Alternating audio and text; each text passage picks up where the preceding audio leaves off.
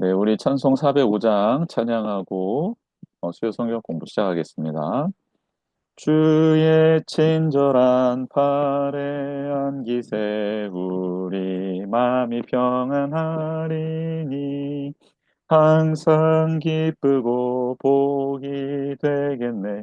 영원하신 팔에 안기세 주의 팔에 그 크신 팔에 안기세 주의 팔에 영원하신 팔에 안기세 날이 갈수록 주의 사랑이 두루 광명하게 비치고 천성 가는 길 편히 가리니 영원하신 팔에 안기세 주의 팔에 그 크신 팔에 안기세 주의 팔에 영원하신 팔에 안기세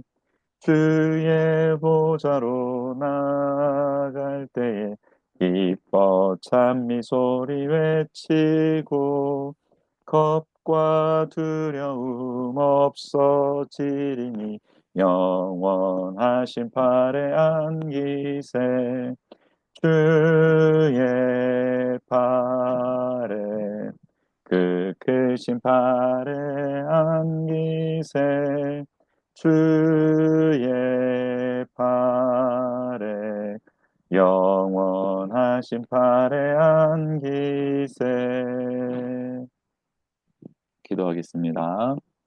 우리를 붙들고 있는 주님의 팔, 그 전능하신 팔, 은혜의 팔, 사랑으로 인도하시는 팔에 안기기를 원합니다. 그 팔이 우리를 붙들고 있음을 잊지 않게 하여 주옵소서.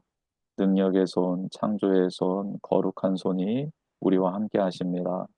이 세상 속을 살아갈 때 우리가 두려움과 염려 가운데 있을 수 있습니다. 혹 의심할 때도 있습니다. 불순종할 때도 있습니다. 그러나 그 권능의 손, 은혜의 손, 영광의 손이 우리를 붙드시며 보호하시며 친히 하나님의 뜻을 이룰 수 있도록 우리를 이끌어 가실 줄 믿습니다.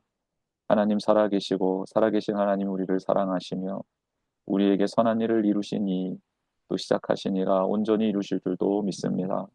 이 믿음 안에 살아가는 저희 모두 되게 하여 주시옵소서. 하나님 우리의 눈을 들어 하나님을 바라볼 수 있도록 우리의 귀를 열어 주님의 음성 들을 수 있도록 우리의 마음을 열어 주님을 영접할 수 있도록 도와 주시옵시고 우리가 예수님이 못다 하신 이 땅에서의 거룩한 일, 그 일들을 친히 이루어갈 수 있도록 도와 주시옵소서. 하나님의 나라를 세워가며 하나님의 영광을 드러내며 하나님의 말씀의 능력을 이 세상 가운데 드러내며 펼쳐가는 하나님의 귀한 자녀들이 다 될 수 있도록 도와주시옵소서. 하나님께서 오늘 귀한 말씀을 통해 우리에게 깨달음을 주시기를 원합니다. 하나님이 어떤 분이신지를 더 깊이 알길 원합니다. 그 하나님이 우리의 아버지이심을 고백하길 원합니다. 그 하나님의 선한 뜻이 우리의 삶 가운데 이루어지도록 우리의 삶을 내어드리는 거룩한 결단이 있길 원합니다. 하나님 함께하여 주시옵소서. 하나님께서 흩어져 있는 우리 국민의 모든 가족 가운데 은혜를 더하시고 말씀으로 세우시며 말씀 가운데 우리 귀한 성도님들이 힘을 얻고 능력을 얻을 수 있도록 도와주시옵소서. 모든 영광 하나님께 올려드리며 예수님의 이름으로 기도드립니다. 아멘. 네, 이 시간 우리 하나님의 말씀 보도록 하겠습니다.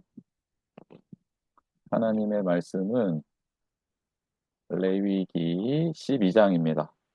레위기 12장이 조금 짧은 말씀이긴 한데요. 레위기 12장, 13장, 14장까지 같이 하려고 했는데 또 그렇게 하려니까 양이 너무 많아져서 12장만 오늘은 한번 해보도록 하겠습니다. 네, 우리 12장 1절에서 8절까지 말씀인데 혹시 하나님 말씀 같이 읽으실 수 있는 분은 음소거 해제를 해주시고 레위기 12장 같이 읽었으면 좋겠는데 가능하신 분 있으실까요?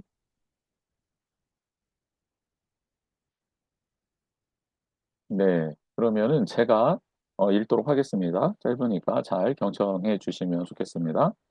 여호와께서 모세에게 말씀하여 이르시되 이스라엘 자손에게 말하여 이르라 여인이 임신하여 남자를 낳으면 그는 이래 동안 부정하리니 곧 월경할 때와 같이 부정할 것이며 여덟째 날에는 그 아이의 포피를 뺄 것이요 그 여인은 아직도 33일을 지내야 산혈이 깨끗하리니 정결하게 되는 기한이 차기 전에는 성물을 만지지도 말며 성소에 들어가지도 말 것이며 여자를 낳으면 그는 두 이레 동안 부정하리니 월경할 때와 같을 것이며 산열이 깨끗하게 됨은 66일을 지내야 하리라. 아들이나 딸이나 정결하게 되는 기한이 차면 그 여인은 번제를 위하여 1년 된 어린 양을 가져가고 속죄제를 위하여 집비둘기 새끼나 산비둘기를 회막문 제사장에게로 가져갈 것이요 제사장은 그것을 여호와 앞에 드려서 그 여인을 위하여 속죄할지니 그리하면 사녀리 깨끗하리라. 이는 아들이나 딸을 생산한 여인에게 대한 규례니라.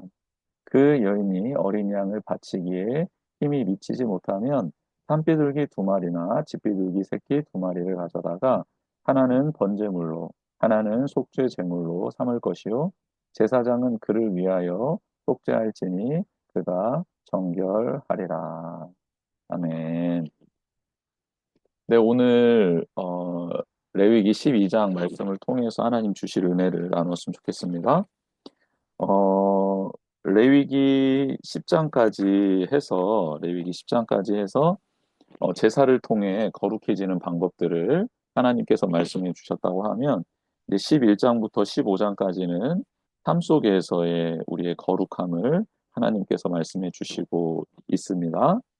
지난 시간에는 먹을 것과 먹지 말아야 될 것에 관련돼서 나눠주셨는데, 그것은 모든 것 먹어도 되지만 하나님의 말씀 따라 살아가는 것, 하나님이 먹으라고 한 것을 먹고 먹지 말라고 한 것을 먹지 않는 게 바로 거룩이다라는 것 알려주셨죠. 우리가 모든 일을 다 할 수 있습니다. 모든 것을 다 해도 돼요. 왜냐하면 우리에겐 자유의지를 주셨기 때문에. 그런데 하나님께서 선악과는 먹지 말라 했을 때에는 그 선악을 알게 하는 나무의 열매를 먹지 않는 게 선이라는 거죠. 그게 바로 거룩이라는 거고, 그게 하나님의 나라에 거할 수 있는 유일한 방법입니다. 그게 하나님의 다스림을 받는 증거라는 거예요.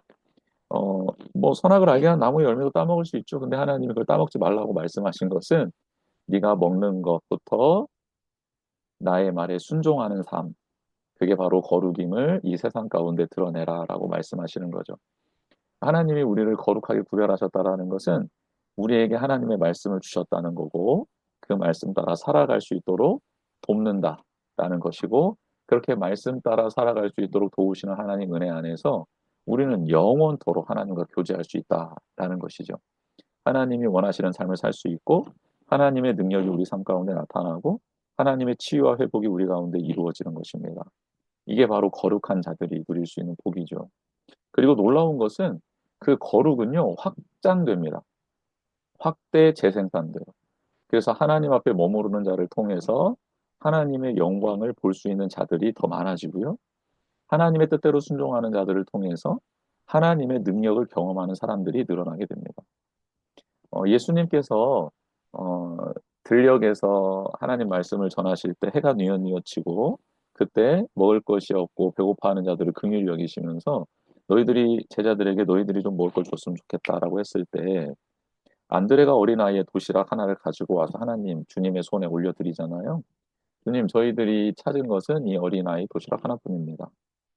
그랬을 때 그렇게 하나님의 말씀에 순종했던 안드레, 너희들이 먹을 것을 줘라 했는데 먹을 것을 가져온 안드레를 통해서 어떤 일이 일어납니까?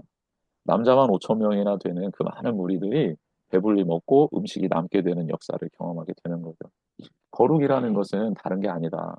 오늘 내게 말씀해 주신 그 말씀 앞에 순종해 보는 겁니다. 하나님이 주신 감동을 소멸하지 않고 버겁고 힘들더라도 혹은 내 삶이 너무 분주하고 바쁘더라도 그 말씀에 의지하여 말씀에 의지하여 말씀에 의지하여 순종하는 거죠.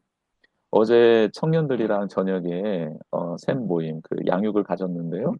이제 우리 주일 말씀, 밤새도록 수고하였지만 말씀에 의지하여 그물을 내리겠습니다. 라고 했던 그 말씀 가지고 우리가 이제 말씀을 묵상하고 청년들과 함께 나눴는데 한 청년이 그런 고백을 하더라고요. 정말 말씀에 의지하여 그물을 내린다라는 게 정말 무엇일까 깊이 고민을 하면서 그럼에도 불구하고 다시 하나님 말씀 앞에 순종하는 것 아닐까 그런 묵상을 나눠주더라고요. 밤새도록 내가 그물을 내렸지만 그런 하나님 말씀에 의지하여 한 번 더 내리겠습니다. 어, 그때 하나님의 놀라운 역사를 보게 되는 거죠. 물고기를 주인 삼아 살아갔던 내 삶이 아니구나. 이 물고기마저 운영하고 계시고 그리고 물고기마저 주관하실 수 있는 예수님만이 진정한 나의 삶의 주인이요 이 세상의 주인이구나라는 것을 깨닫게 되는 것이죠. 순종하는 자들만이 누릴 수 있는 복입니다. 진짜 하나님을 알게 되고 진짜 하나님 나라를 경험하게 되고 그 나라를 살아가게 되는 이게 바로 거룩이라는 거예요. 그러니까 먹는 것부터가 거룩해야 된다. 그리고 오늘 말씀은 생명의 태어남 그리고 생명의 죽음 이 모든 거 생명이 태어나야지 생명이 죽는 거잖아요. 그러니까 일생이 시작이 되는 거 아닙니까? 그런 것처럼 생명의 태어남도 하나님 앞에서 구별해야 된다, 거룩해야 된다라고 말씀하시는 거예요. 출산하고 난 다음에도 하나님이 말씀하신 대로 살아가는 게 거룩이다라는 거예요. 출산한 여인뿐만 아니라 출산한 아이도 그리고 그 출산의 기쁨을 누리고 있는 그 가정도 그리고 그 출산을 이룬 이스라엘 공동체 전체도 하나님의 말씀 앞에서 말씀대로 그 산모를 그 태아를 그 아이를 출산 신생아를 이렇게 하나님 말씀대로 돌보고 그들을 구별하는 것. 스스로도 하나님 말씀대로 구별하는 거지만 공동체가 구별을 해줘야 되거든요. 그래야 이게 존속이 될 수 있단 말이에요. 이 율법이, 이 규례가. 이게 이제 거룩한 모습이라는 거죠. 생명이 태어나는 것부터 하나님의 말씀대로 그리고 하나님이 부르시는 것도 하나님의 말씀대로 되어지는 그런 놀라운 영광을 하나님께서 이스라엘 백성에게 허락해 주시는 장면입니다. 근데 이 레위기 12장 때문에 이것을 문자 그대로 받아들이는 해석해내는 어떤 신앙의 공동체들 때문에 굉장히 여인들에게 이 시대의 여성들에게 반감을 사기도 하는 일들이 일어나고 있고 실질적으로 또 이 여인들을 좀 폄하하는 사람들이 봐라 하나님이 여인들을 부정하다고 하지 않냐 그러면서 이 말씀을 굉장히 왜곡해서 사용하는 것도 종종 보게 됩니다. 근데 그게 얼마나 어리석고 잘못된 것인지 오늘 성경 공부 시간을 통해서 우리가 바로 알기를 원합니다. 하나님은 생명을 굉장히 소중하게 여기셨죠. 그리고 태초에 아담과 하와를 창조하셨을 때도 아담과 하와를 동등되게 보셨습니다. 그렇죠? 돕는 배필로 서로를 돕는 자로 세워 주셨잖아요. 그러니까 돕는 배필이라는 게 남자를 돕기 위해 여자가 태어난 게 아니고 상호 돕는 관계를 말하는 겁니다. 상호 돕는 관계. 서로를 존중히 여기고 서로를 사랑하고 서로의 부족한 점들을 채워주고 그리고 서로 사랑하는 관계를 만들어 주시기 위해서 하나님이 아담과 그리고 아담의 갈빗대를 취하여 여인인 하와를 창조해 주신 거죠. 근데 이런 어떤 하나님의 말씀, 그 본래적 가치를 훼손시키는 일들이 너무 많았다라는 건 바로 알 필요성이 있죠. 그리고 레위기 12장은 특별히 당시 여인들의 인권을 인정하지 않았던 고대 근동의 문화를 철저히 타파시키면서 절대 보호받아야 될 존재로 출산 이후에 정말 하나님의 보호하심과 공동체의 보호를 받아야 될 대상으로서의 여인을 그렇게 딱 지명하여서 그리고 그 신생아를 딱 지명하여 주셨다라는 게 이게 복음입니다. 가장 소외된 자, 가장 약한 자를 하나님이 거룩하게 구별해 주신 것이죠. 그래서 12장에 쓰인 레위기 12장에 쓰인 이 부정하다라는 것은 죄를 지었다, 더럽다라는 뜻이 아니에요. 하나님이 구별하셨다라는 뜻입니다. 굉장한 중요한 의미입니다. 그래서 그 내용들을 오늘 좀 이렇게 차근차근 살펴보도록 하겠습니다. 이 시대 남성들이요, 이 시대 여성들을 귀히 여기고 하나님의 마음으로 그들을 보호하고 섬겨야 됩니다. 이 남성들이 들어야 되는데 오늘 말씀 듣는 지금 실시간으로 듣고 있는 분 중에는 남성이 없는 것 같습니다. 네, 꼭 네, 유튜브로 올라간 걸 우리 남성들이 들었으면 좋겠습니다. 자, 그러면 한번 보겠습니다. 레위기 12장은 여인들이 자녀를 출산한 후에 정결 절차에 대해서 다루는데요. 이게 도대체 무엇일까? 우리가 한번 깊이 알아볼 필요성이 있습니다. 이는 죄를 말하는 것이 아니라 출산이라는 위대한 생명 사건을 통해 하나님의 거룩함 앞에 다시 나아가는 준비 과정을 말한다라고 정확하게 해설할 수 있겠습니다.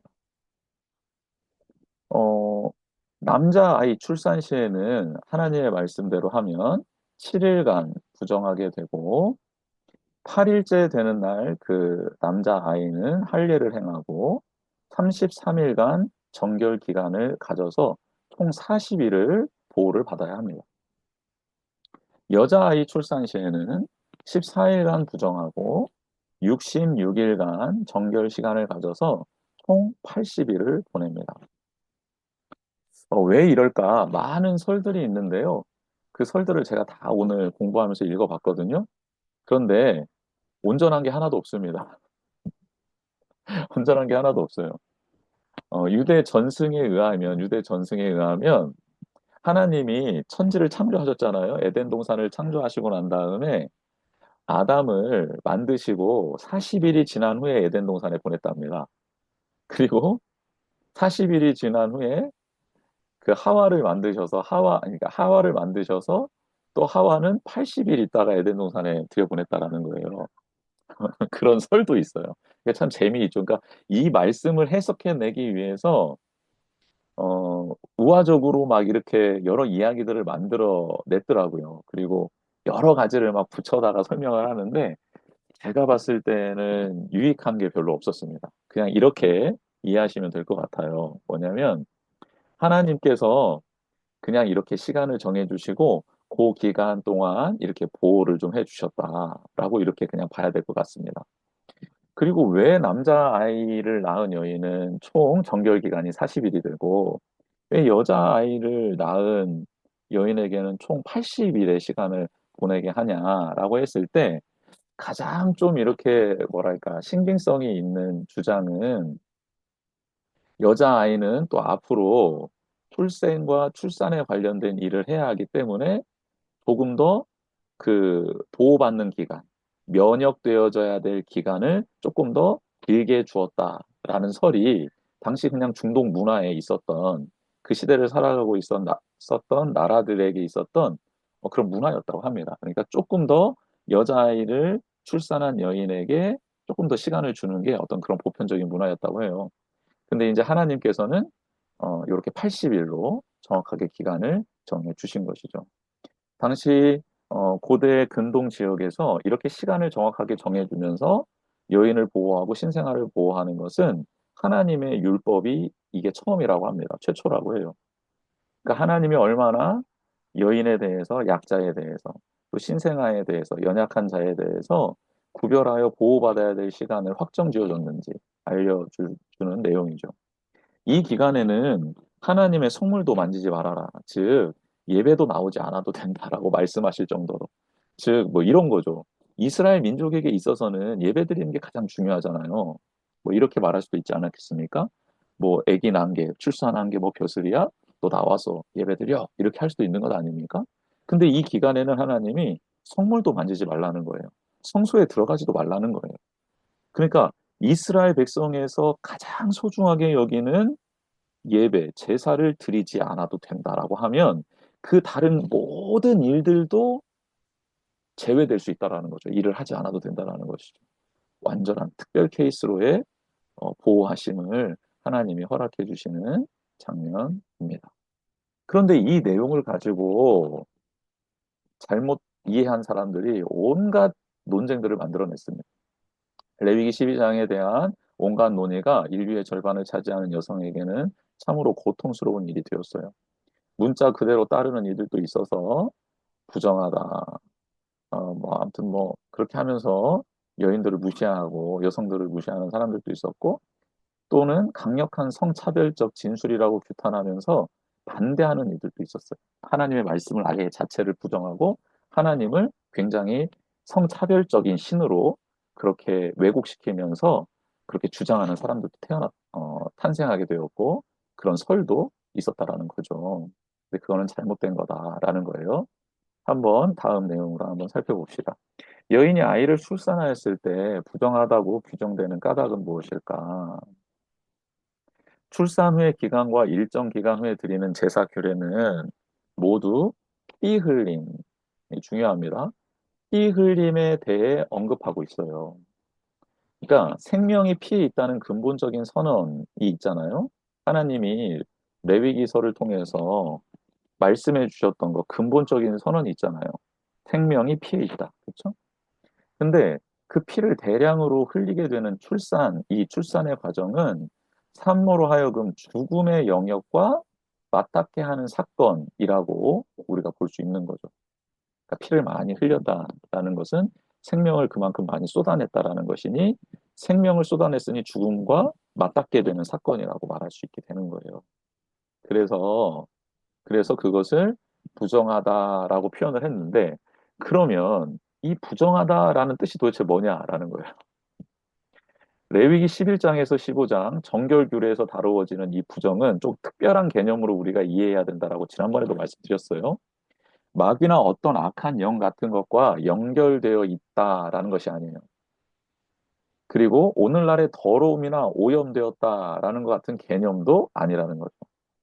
그저 삶에서 일어나는 사실, 자연의 일부로 받아들여지는 일로서 제의적인 차원, 즉 하나님 앞에 나아가는 데 있어서의 구별된 상황, 사건이라는 것이죠.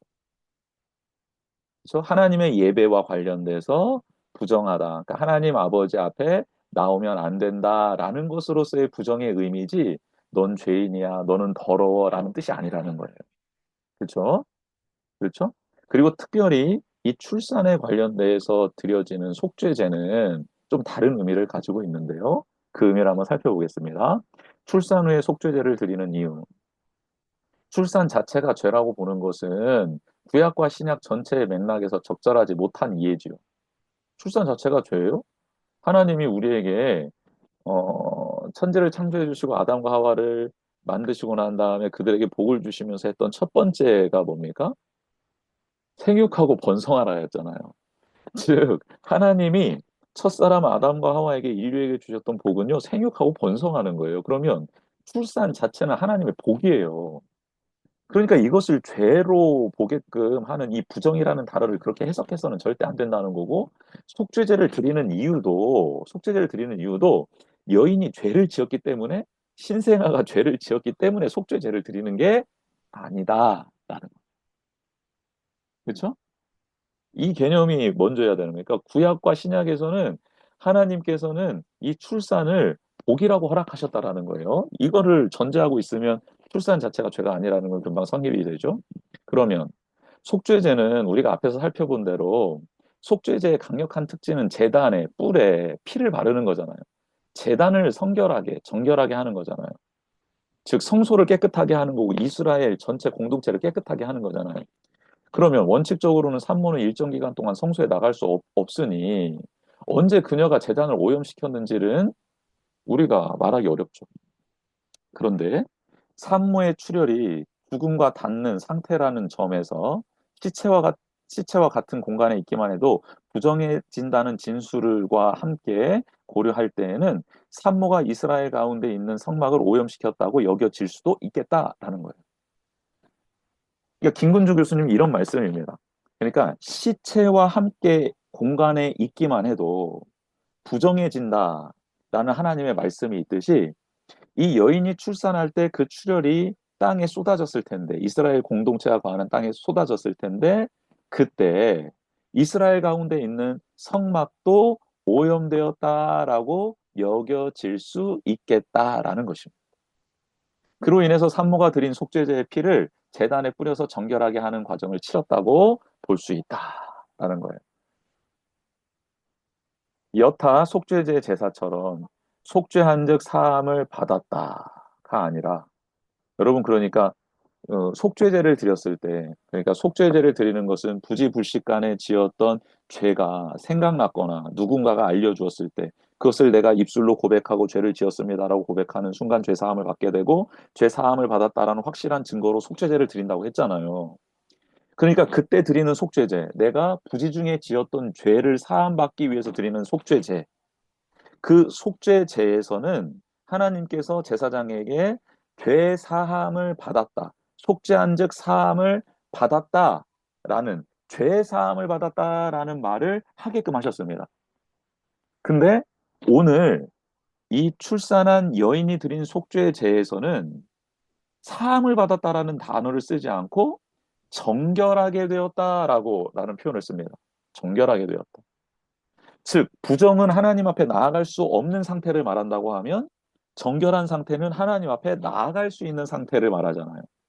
그러니까 죄 사함을 받았다라는 게 아니라 이제 너는 하나님 앞에 나아올 수 있게 됐어. 공동체에서 일상생활을 하게 됐어라는 정결하게 되었다라고 표현을 하더라는 거예요. 놀라운 표현이죠. 놀라운 표현. 정결하게 된다. 정결하게 된다라는 표현을 쓴다는 거예요. 최종 진술이 이제 정결하다로 끝난다는 거예요. 이런 점은 산모의 속죄제가 죄와 무관함을 분명히 보여준다. 산모가 그 부정을 깨끗하게 하는 날에 번제와 속죄제를 드리면 정결하게 된다라는 거예요. 이거 확증이 된다라는 거죠. 그래서 정결하게 된다는 것은 도대체 뭔가라고 보면 정결하게 된다는 것은 이제 산모가 일상의 모든 삶으로 돌아갈 수 있게 되었음을 의미한다. 그러니까 이제 너 정결해. 너 이제 나한테 나아올 수 있어. 라는 것은 이제는 이 모든 공동체에서의 일상의 삶이 이제 다시 정상적으로 돌아갈 수 있어. 라는 뜻이라는 거예요. 산모가 드리는 속죄제는 이스라엘의 정상적 삶으로의 복귀와 연결이 되는 거죠.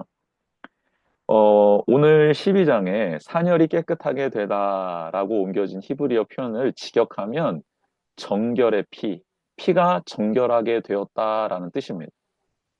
굉장히 놀라운 표현이죠. 그러니까 산모가 출산하고 난 다음에 산열이 계속 있는데 산열이 적색에서부터 점점 옅어져서 맑은 색으로 변한다고 합니다. 그런데 그렇게 정결의 피가 되었다라고 하나님이 선언을 해주시는 거예요. 그 기간 안에 그런 일들이 일어나는 거죠. 우리 몸 안에 변화가 일어나는 거죠. 아이를 출산한 이후 일정한 기간이 지나면 산열이 깨끗해지는데요. 그러므로 산모가 드린 속죄제와 번제는 이에 대한 공식 선언과 확인이라고 볼 수 있는 것이죠. 이미 깨끗하게 된 상황 가운데서 이제 너 괜찮아졌어 라고 공식적으로 공동체 안에서 확인받는 게 속죄제를 드리고 번제를 드리는 것이다 라는 거예요. 죄를 지었기 때문에 속죄제를 드리는 게 아니라 그렇죠? 그리고 하나님 제게 이렇게 거룩한 출산을 허락해 주신 것 감사합니다. 다시 공동체로 나아갈 수 있게 해주신 것 감사합니다. 하나님께 저의 모든 것을 내어드립니다. 하나님께 저의 모든 것을 온전히 바칩니다. 라는 것으로 이렇게 하나님 앞에 번제를 드린다라는 것이죠. 이를 통해 산모는 완전한 회복과 새 출발을 하게 되는 것이죠. 이는 성소에 출입하게 되었음을 또 알려주는 사실입니다. 그러니까 하나님이 산모에게 거룩하게 구별될 시간을 허락해 주신데 그것을 부정이라는 단어로 즉 하나님께 나오지 않아도 되는 상태로 선정해 주심으로 공동체원들이 산모와 신생아를 건드리지 못하도록 정말 푹 쉴 수 있도록 배려해 주신 거고 그리고 그가 이제 속죄제와 번제를 하나님이 허락하신 정결의 기간이 끝나고 난 다음에 속죄제와 번제를 드림으로써 공동체의 웰컴, 환영을 받고 완전한 회복이 되었음을 그리고 새로운 출발을 선언하게 되는 기쁨의 자리로 그들을 인도해 주셨다라는 거예요. 할렐루야. 정말 이거 너무 하나님이 멋지신 분인 것 같아요. 정말 멋지신 분인 것 같아요. 우리도 이제 예전에는 그러지 않았지만 이제 뭐 과학도 발전하고 또 의학도 발전하게 되면서 산후조리가 얼마나 중요한지를 알게 되었잖아요. 산후조리를 못하게 되면서 우리 부모님들 세대가 얼마나 고생 많이 하셨습니까? 그래서 산후조리원이라는 게 생기고 얼마나 지극 정성으로 돌봄을 받습니까? 그리고 요즘에도 출산하고 난 다음에 한 달 정도는 방문을 자제하잖아요. 충분히 쉴 수 있도록. 그리고 그 신생아도 건강하게끔 어떤 다른 병균으로부터 감염되지 않도록 면역이 잘 형성될 수 있도록 도와주잖아요. 야, 지금도 이런 배려를 하는 게 얼마 되지 않았는데, 과거 정말 출애굽한 이스라엘 백성들에게 하나님이 이 율법을 허락하시면서 이게 거룩이다, 이게 정결이다라고 말해 주실 때에는 정말 이스라엘 백성이 이걸 알아들었을까요? 깨달았을까 싶어요. 근데 그렇게 해보니까 정말 모두에게 유익한 거거든요. 이런 하나님의 섭리 배려. 정말 하나님의 말씀은 한 1.1획도 땅에 떨어짐이 없이 모두가 다 우리에게 꼭 필요한 거고 우리를 행복하게 하시기 위한 하나님의 말씀이다라는 사실이 정말 아름답게 증명이 되는 장면인 것 같습니다. 산모와 연관된 정함과 부정함을 오늘날로 표현하면 면역성과 감염성이라는 말로 생각해 볼 수 있다. 김근주 교수님이 이렇게 표현하셨는데 이 말이 너무 마음에 와닿았어요. 정말 하나님의 마음을 이 시대 언어로 잘 표현해 주시는 것 같더라고요. 출산한 직후 몸의 기능이 약해져서 감염의 우려가 크기에 일정 기간 산모를 보호할 필요가 있는 거죠. 그렇죠? 그러므로 산모에 대한 부정 선언, 산모한테 너 부정하다, 즉 너는 내 앞에 나오지 않아도 돼.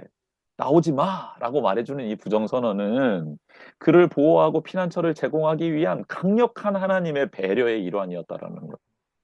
하나님이 이렇게 말씀하시는데 그 누가 야, 너 좀 나와봐. 너 좀 일 좀 해보자. 그 고약한 시어머니들을 이렇게 말리시고 시누이들을 말리시고 이 무식한 남편을 말리실 수 있고 그리고 극성인 친정 엄마를 말릴 수 있는 하나님의 특급 배려였다라는 거. 산모의 정결이 회복되는 기간은 대체로는 감염으로부터의 보호와 배려라고 이해할 수 있겠다. 너무너무 적절한 표현이었던 것 같습니다. 산모에 대한 정결구에는 여성성의 보호, 아마도 출산하는 여성을 지키고 보존하여 사회 구성원의 재생산을 안정적으로 도모하려는 사회과학적 의도로도 풀이할 수 있겠다. 이것은 사회과학적 시각으로 요 레위기 12장을 바라본 신학자의 관점이었습니다. 근데 이 부분도 맞죠. 앞으로 출산을 계속해야 될 여인들을 정말 보호해주고 그 몸을 소중히 다뤄주고 그리고 회복되는 기간을 보호해주는 거. 그게 너무너무 필요한 관점이었다라고 보는 거죠. 자, 그러면 이 레위기 12장을 예수 그리스도와의 어떻게 연결할 수 있을까? 이 점을 좀 한번 상고해 보았습니다. 여러분, 예수님의 탄생도 율법 아래에 있었습니다.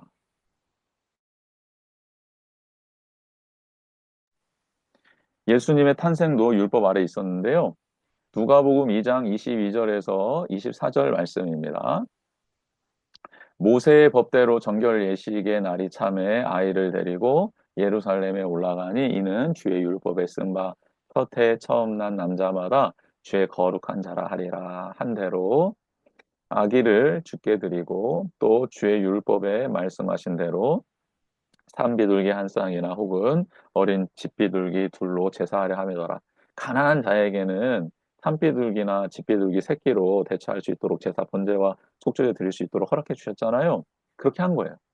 예수님이 태어나셨을 때 요셉과 마리아가 이렇게 하나님의 말씀대로 한 거죠. 그러니까 예수님은 율법을 폐하러 온 것이 아니라 완성하러 오신 분이다라는 거예요. 즉 하나님의 말씀이 율법을 예수님도 소중히 여기셨던 거죠. 그리고 레위기 12장의 말씀대로 그렇게 행하셨다라는 거죠. 이 부분이 우리에게 놓주는 교훈이 있다라는 거예요. 레위기서 옛날 된 법, 의미 없는 법이 아니라 그 레위기를 통해서 하나님이 우리에게 주시고자 하시는 말씀을 온전히 받아들이고 그것을 폐하는 것이 아니라 그 근본 정신을 살려 온전하게 하는 게 예수 그리스도를 믿는 우리의 사명이라는 것이죠. 굉장히 중요한 말씀입니다. 두 번째는 예수님은 모든 부정함을 깨끗하게 하신 분이다. 그러니까 부정함을 깨끗하게 하시는 분이다. 예수님은 열두의 혈류증 앓은 여인, 유출병이죠. 그러니까 피가 계속해서 쏟아져 내려오는 것이잖아요. 죽음에 맞닿아져 있는 인생을 살아가고 있었던 여인, 부정하다고. 모든 사람들이 손가락질하고 있는 그 여인 아니겠습니까? 근데 예수님은 그 여인을 부정하다고 내치시지 않고 오히려 그녀의 믿음을 칭찬하시고 그녀가 자신을 만지는 것을 허락하시죠. 그리고 그녀의 그 부정함을 정결함으로 바꾸어 주시는 일을 예수님께서 하시는 거예요.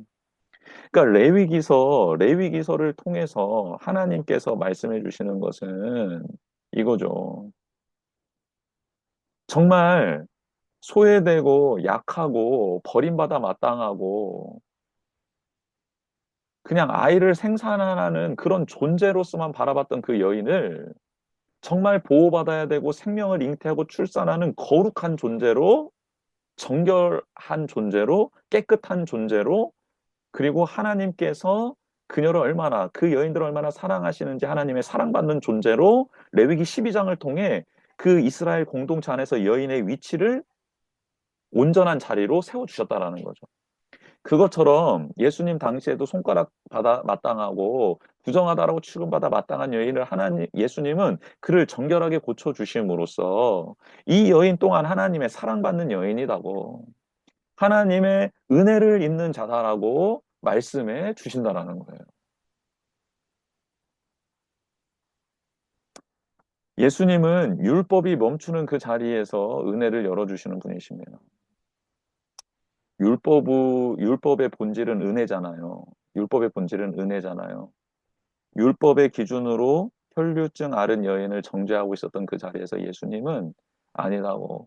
하나님은 이런 여인도 사랑해 주신다고. 그리고 이 일을 위해서 내가 왔노라고 하면서 은혜의 길을 열어주시는 분이라는 거죠. 즉, 레위기 12장의 말씀은 이스라엘 백성에게 어떤 율법의 족쇄를 채우는 게 아니라 하나님의 은총과 은혜를 입는 거룩함의 정결함의 말씀으로 주어진 은혜의 장이라는 것을 우리가 깨달아야 합니다. 마지막 세 번째로는 예수님의 속죄 사역은 더 이상 정결 예식을 요구하지 않게 만드신다. 예수님의 단번에 들이신 몸은 모든 제사를 종결시키는 완전한 속죄였다. 히브리서 10장에 기록되어져 있죠. 레위기 12장의 규례처럼 매번 드려야 했던 제사는 예수님의 십자가로 완성되고 종결되었다. 이제는 예수 그리스도의 보혈로 말미암아 정결 예식이 아니라 어떠한 순간에도 우리는 정결한 삶을 살아갈 수 있게 되었다라는 것이죠. 영단번에 드려지신 예수 그리스도의 십자가의 제사를 통해서 우리는 그 예수 그리스도의 보혈을 믿음으로 말미암아 우리는 매 시간, 매 순간 하나님이 나를 정결케 했음을 나에게 은혜를 베풀어 주고 계심을 고백할 수 있는 사람이 되었다라는 것입니다. 이제 나가고 싶을 때 언제든지 나갈 수 있고 고백하고 싶을 때 언제든지 고백할 수 있고 이제 더 이상 정결 예식이 아니라 예수 그리스도로 말미암아 하나님의 보좌 앞에 언제든지 나아갈 수 있는 그런 은혜를 입게 되었다라는 것이죠. 할렐루야. 그러니 만약 지금 이 시간 우리가 하나님 아버지 앞에 어, 그 은혜의 보좌 앞에 담대히 나아가지 못할 부끄러운 일들이 있다면 그것을 예수님 앞에 고백하고 지금 이 순간 어떠한 기간이 지나가야 하나님 앞에 나아갈 수 있는 게 아니라 지금 이 순간 예수 그리스도의 보혈을 의지하여 하나님 앞에 나아갈 수 있음을 꼭 기억하셨으면 좋겠습니다. 그렇게 예수님의 은혜를 고백하며 또 기억하며 나아가는 우리 모두가 되기를 주님의 이름으로 축복합니다. 네, 우리 이 시간 같이 기도하는 시간을 가졌으면 좋겠습니다.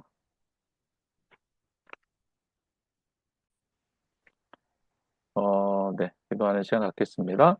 먼저 오늘 주신 말씀을 기억하면서 하나님이 얼마나 연약한 자, 약한 자를 사랑하시고 보호하시고 배려하시는지 너 죄인이야가 아니라 내가 너를 보호하기를 원한다. 내가 너를 온전케 회복하기를 원한다라고 당시 출산한 여인과 신생아를 보호해 주셨던 것처럼 이 시대에 음, 여러 갈등과 고민 속에 연약한 자로 살아가고 있는 우리들을 배려해 주시면서 또 신생아처럼 정말 하나님의 보호 없이는 살아갈 수 없는 우리들을 보호해 주시며 은혜를 베풀어 주시는 그 하나님의 은혜를 기억하면서 이 시간 우리가 고백하고 기도했으면 좋겠습니다. 또 이렇게 이 시대의 연약한 지체, 또 돌봄이 꼭 필요한 지체들을 우리가 바라보고 그들을 위해서도 기도했으면 좋겠습니다. 하나님 이 땅에 소외되어 있는 사람들이 참 많이 있습니다. 어려운 사람들이 많이 있습니다. 스스로 일어설 수 없는 사람들이 많이 있습니다. 하나님의 마음으로 우리가 그들을 보호하고 그들을 긍휼히 여겨서 그들이 다시 공동체의 일원이 될 수 있고 또 다시 살아갈 힘을 얻을 수 있도록 우리가 그들을 돕고 위로하는 자 될 수 있도록 도와주십시오. 라는 기도도 같이 좀 드렸으면 좋겠습니다. 오늘 말씀을 기억하면서 우리 함께 기도하는 시간 갖도록 하겠습니다. 같이 기도하겠습니다.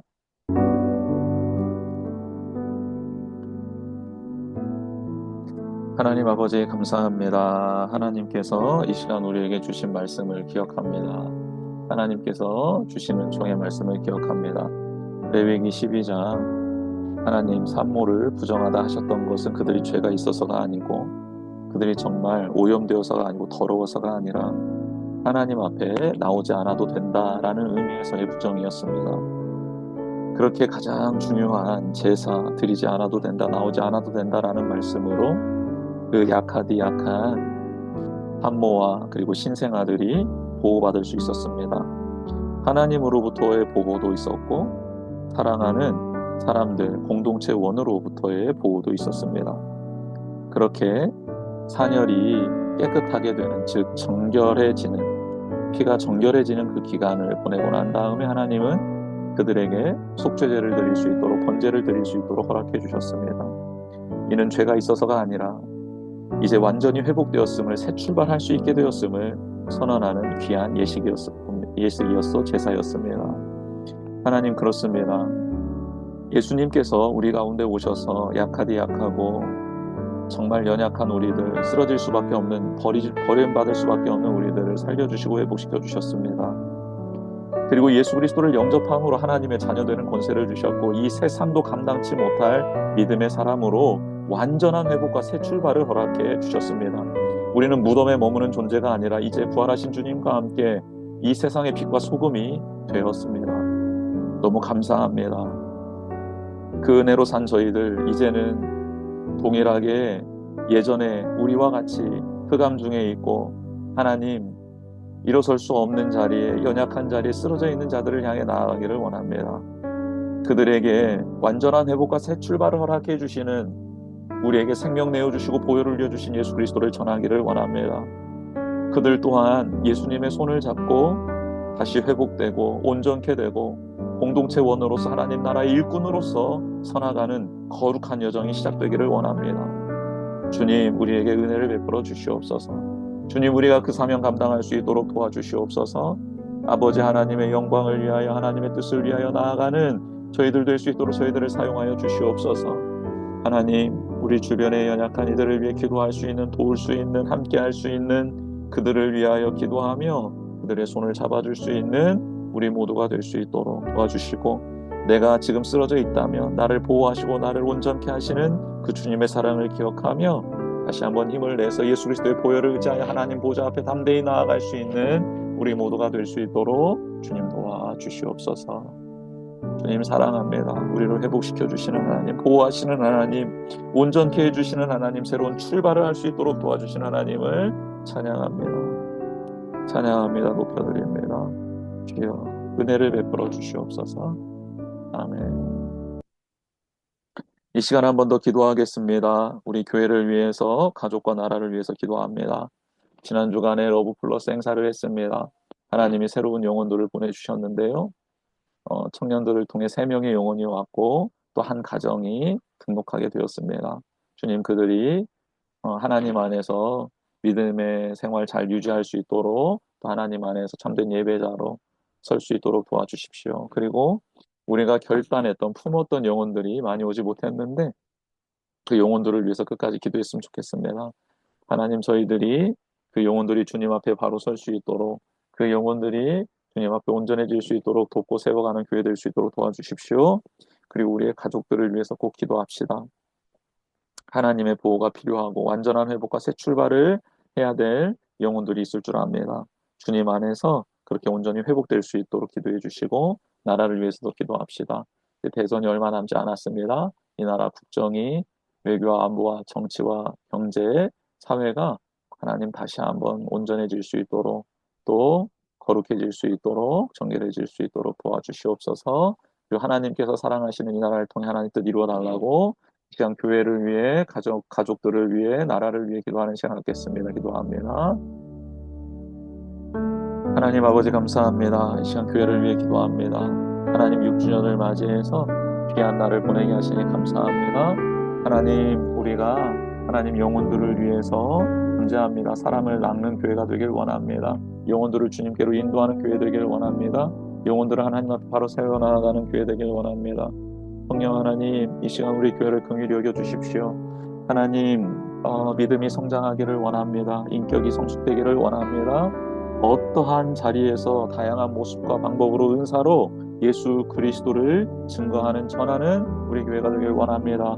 우리가 있는 가족, 우리가 속해 있는 공동체, 가족과 직장과 회사와 우리 교회와 나라, 민족 위에 열방 위에 하나님 나라를 세워가길 원합니다. 하나님의 다스림을 하나님 받는 그런 거룩한 하나님 나라를 세워가는 저희 모두가 될 수 있도록 도와주시옵소서. 거룩하게 되길 원합니다. 정결하게 되길 원합니다. 하나님께서 우리를 통하여 하나님의 뜻을 이루어 주시옵소서. 하나님 우리 가족들을 위해 기도합니다. 5월 가정의 달을 맞이해서 우리 부모님들 영의 강건함을 더하시고 믿음의 부유함을 누리게 하시며 영혼 구원의 감격을 누리게 하옵소서. 아버지 흩어져 있는 가족들, 형제들, 자녀손들 있습니다. 주님, 우리 가족에 또 경제적인 상황이 있습니다. 하나님 연약한 부분도 있습니다. 주님께서 이 시간 성령의 기름을 충만히 부어주셔서 치유되고 회복되며 하나님 나라 위하여 영광 위하여 온전히 세워져 나아가는 우리 가족이 될 수 있도록 가문이 될 수 있도록 하나님 은총 베풀어 주시옵소서. 하나님 믿음의 명문 가문으로 세워주시옵소서. 자손 천대 만대까지 하나님을 경외하며 엎드리며 나아가는 귀한 가문이 될 수 있도록 도와주옵소서. 주님께서 우리 가족을 통해 영광 받으시고 하나님 나라 세워가시며 하나님 부족함이 없도록 하나님께 영광 올려드리며 하나님이 이웃을 돌보며 나아가는 하나님이 기뻐하시는 공동체 그런 가정 가문이 될 수 있도록 도와주옵소서. 이 나라 위에 기도합니다. 하나님께서 이 나라 위기 가운데 건져주시고 살려주시니 감사합니다. 하나님께서 원하시는 거룩한 나라 되길 원합니다. 국정이 정상화되길 원합니다. 하나님 민족의 지도자를 바로 세울 수 있기를 원합니다. 하나님께서 외교 안보 하나님 경제 특별히 사회 또 하나님 정치에 하나님의 긍휼을 공의를 정의를 사랑을 불어주셔서 하나님의 뜻 안에서 하나님의 영광 안에서 온전히 설 수 있도록 주여 도와주시옵소서. 제사장의 나라로 세워주셨는데 그 사명을 감당할 수 있도록 도와주시고 하나님의 뜻을 위하여 영광을 위하여 온전히 서서 나아가는 거룩한 나라 민족 될 수 있도록 주님 붙들어 주시옵소서. 우리는 기도해야 합니다. 나라를 위하여 지도자들을 위하여 하나님이 나라가 거룩해지고 온전해질 수 있도록 기도하며 행동해야 될 줄 믿습니다. 주여 은혜를 베풀어 주시옵소서. 주여 은총을 베풀어 주시옵소서. 아버지의 뜻을 따라 나아가는 우리 나라 민족 지도자들 될 수 있도록 도와주시옵소서. 모든 영광 하나님께 올려드립니다. 주여 사랑합니다. 아멘. 하나님 아버지 감사합니다. 오늘 주신 말씀을 통해 귀한 은혜를 누렸습니다. 하나님의 사랑과 하나님의 긍휼이 얼마나 크고 놀라운지를 깨달았습니다. 그리고 예수님을 통해 우리가 이제는 정말 담대하게 하나님 아버지 앞에 나아갈 수 있게 되었음을 또한 알게 되었습니다. 그 주님 안에서 온전함과 그리고 새롭게 출발할 수 있는 은혜를 누릴 수 있게 되었음을 알게 되었습니다. 그 은혜를 따라 나아가는 우리 모두가 될 수 있도록 도와주시고 우리의 가족, 이 나라, 이 민족, 우리 교회를 붙들어 주셔서 하나님의 영광을 드러낼 수 있도록 도와주시옵소서. 모든 영광을 하나님께 올려드리며 예수 그리스도의 이름으로 축복하며 기도드립니다. 아멘. 네, 영국으로 마쳤고